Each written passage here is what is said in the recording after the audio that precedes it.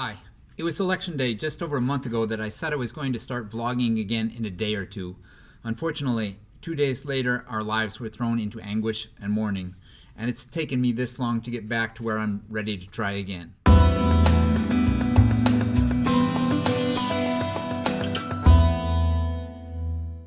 I should explain, but as they say in The Princess Bride, let me explain. No, there is too much. Let me sum up. When it became certain that our older daughter, Leia Mulan, was going to attend college some 8 hours away from home, we were a little bit worried about our younger daughter, Mickey, being left home alone. We spent a lot of time looking for an appropriate dog that keep her company. But the more we looked and the more we thought about it, the more we realized that we just aren't good dog people. Dogs are a little bit too dependent and cats are too independent. Bunnies are great, but we just weren't ready to go back to bunnies again. And then we came upon the idea of getting a bird. And the more we learned, the more we thought about it, the more we liked the idea. Until we finally found ourselves bringing home a pearl cockatiel from our local pet store. We named him, or her, it's really hard to tell with cockatiels and we were never sure, Chidi, after the indecisive character in The Good Place. I had heard that cockatiels could bond with their owners, and I hoped that this would make a good companion for Mickey over time. I had no idea. It didn't happen overnight. It took a little time before it really took to stepping up onto Mickey's finger and becoming really comfortable around her. In a week, they were largely inseparable. Chidi would be in the cage all day, but as soon as Mickey came home from school, it was out of the cage and hanging out together until lights out. And if they weren't playing directly, it didn't matter. Mickey's reading a book, Chidi would climb up her arm and sit on her shoulder. Mickey doing homework?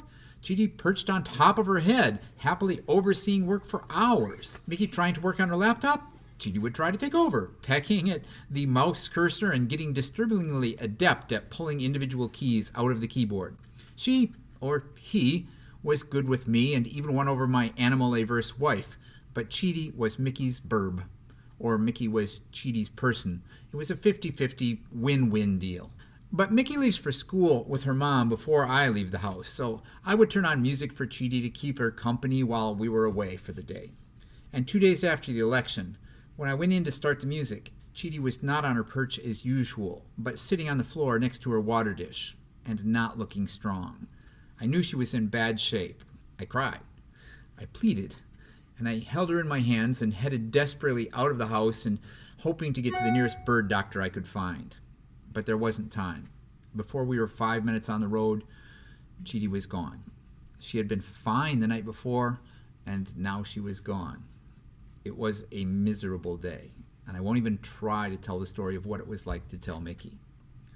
I have lived with a lot of animals: dogs, cats, horses, mice, rats, fish, chameleons, bunnies, and I have loved them all, and I can't even begin to explain this, even to myself, I never felt as connected with any of them as we did with Chidi. And we were only together for like 5 or 6 weeks. But in that time, we were changed. And now, all too soon, he was gone. We spent the next 2 weeks crying a lot. We've spent the last 2 weeks learning a lot. And tomorrow, we're going to go pick up a new bird. It will not replace Chidi. No other bird, no other animal ever will. We're going to share what we've learned and share our new journey with a new bird, and I'm going to get back to vlogging.